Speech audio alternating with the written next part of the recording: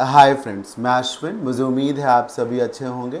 Word of the day इस series का ये सेशन नंबर 245 है और आज की चॉइस है वर्ड ग्लिब। आइए आगे की स्लाइड्स में इसी वर्ड ग्लिब को डिटेल में स्टडी करते हैं। This word glib is basically an adjective. इसकी एडवर्ब फॉर्म ग्लिबली हो सकती है but that is not so popular, right. तो glib which is an adjective यही पॉपुलर है। आइए इसका मीनिंग जानते हैं। It means using words fluently but often carelessly. मतलब आप शब्दों को बहुत तेज़ी से इस्तेमाल करो, आप बहुत पटर पटर बोलो, बहुत जल्दी जल्दी बोलो। Always ready with answers, always ready with excuses, always ready with words. लेकिन उन आंसर्स में, उन जवाबों में, उन शब्दों में कोई थॉट ना हो, राइट, कोई ध्यान ना दिया गया हो। तो केयरलेसली एंड थॉटलेसली। तो ग्लिब होने का मतलब है जब कोई व्यक्ति वाक्पटु है, बोलने की कला में माहिर है, बहुत जल्दी जल्दी बातें बोलता है, उसके पास he is never short of words.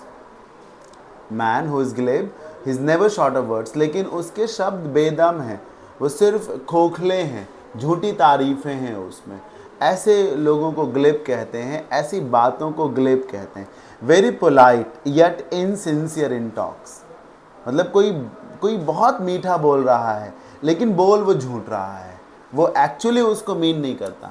समझाने के लिए एक तरीका बताता हूँ। जैसे कि कोई बंदा जो है बहुत टूटी फूटी इंग्लिश बोलता है और आप उसके आगे बोल देते, वाह what a great speaker you are, you speak so fluently, what a confident speaker you are. तो क्या सच्चाई तो ये है कि उसको बहुत टूटी फूटी इंग्लिश आ रही थी और आपने कह दिया क्या कमाल कोई स्पीकर हो, क्या लाजवाब बोलते, क्या सिलेक्शन ऑफ वर्ड्स है तुम्हारा, तुम तो एक झड़ी सी लगा देते हो शब्दों की, मज़ा आ जाती है। तो उसने एक झूठी तारीफ़ ही तो कर दी, बहुत मीठे मीठे तरीके से बोल दिया और वो अंदर से जान रहा है कि ऐसा कुछ नहीं है। वो मान नहीं रहा, वो ऐसा नहीं कि वो मान रहा है कि हाँ सच में तुम कमाल का बोलते हो, वो जान रहा है तुम कमाल का नहीं बोलते, बस वो खाली मीठा बोल रहा है just to make you feel good. इसको कहते हैं ग्लिब होना, राइट।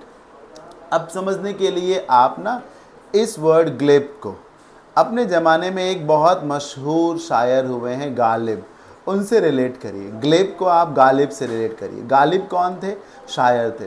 संभवतः आज की तारीख तक के सबसे मशहूर शायर गालिब ही माने गए। शायरों की एक अदा होती है, शायरों का एक तरीका होता है कि वो बहुत सॉफ्ट स्पोकन होंगे, बहुत स्मूथ टंग्ड होंगे, बहुत मीठा बोलेंगे, बहुत तारीफ़ वाले शब्द इस्तेमाल करेंगे, पर सब झूठ बोलेंगे।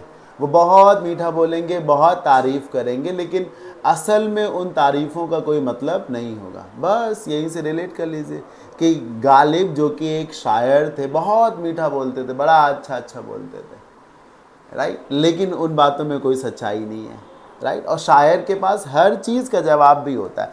तो कोई जो बहुत फ्लुएंट स्पीकर है लेकिन कॉन्फिडेंट भी हो सकता है, लेकिन वो इनसिंसियर है, वो अपनी बातों को बहुत ही केयरलेसली और थॉटलेसली बोलता है। आइए एग्जाम्पल से समझते हैं। हर ग्लिब आंसर्स में अट्रैक्ट यू अलॉट। उसकी जवाबदेही हो सकता है आपको अपनी ओर खींच ले, but she generally doesn't mean them. लेकिन उसके द्वारा कही की बातों को वो खुद ही सीरियसली नहीं लेती। He is a glib liar. आप समझिए, वो एक झूठा है, लेकिन कैसा झूठा है? ग्लिब लायर है। मतलब वो एक झूठा है जो मीठे तरीके से झूठ को बोलता है। वो झूठ भी लगेगा सच है, ऐसे बोलेगा। You're always ready with glib excuses aren't you. तुम्हारे पास हमेशा बहाने होते हैं और ऐसे बहाने जिनको देख के कोई भी यकीन कर लेगा ये सब सही हो सकता है।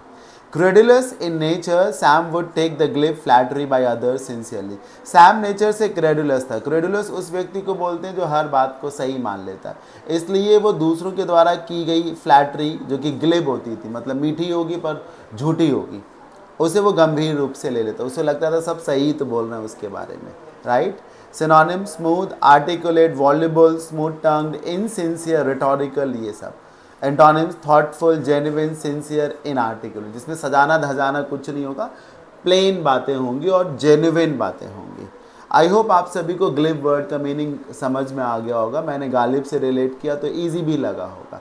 अच्छा, अगर आप किसी एग्ज़ाम की तैयारी करते हैं, word power is a challenge for you, आपको सिनोनिम्स एंटोनिम्स में प्रॉब्लम्स होती हैं, ईडियम्स फ्रेजेस में आपसे नहीं हो पाता, अच्छा वन वर्ड नहीं आता आपको, रूट्स बहुत बड़ा चैलेंज है आपके लिए, कंफ्यूजिंग वर्ड्स, ये सारी चीज़ें ना एग्ज़ाम में आपको पीछे कर देती हैं, then you should go for this batch. इस बैच में मैंने synonyms antonyms idioms and phrases ये सब पढ़ा रखा है, वो भी इतनी सारी संख्या में। इस बैच की टोटल कॉस्ट है जस्ट 499 और ये बैच लाइफ टाइम वैलिडिटी के साथ है और हमारे एप्लीकेशन पे अवेलेबल है। आपको मेरे पढ़ाने का तरीका, सिलेक्शन ऑफ कंटेंट ठीक लगता है तो फिर आप इस बैच के लिए जा सकते हैं, राइट। आज की क्लास में इतना ही। आई होप आप सभी को ग्लिब वर्ड ज़रूर क्लियर हो गया होगा। कैसा लगा आज का ये सेशन मुझे ज़रूर बताएं। मिलते हैं वर्ड ऑफ द डे के नेक्स्ट सेशन में। Till then keep learning, bye bye, take care, thank you for watching.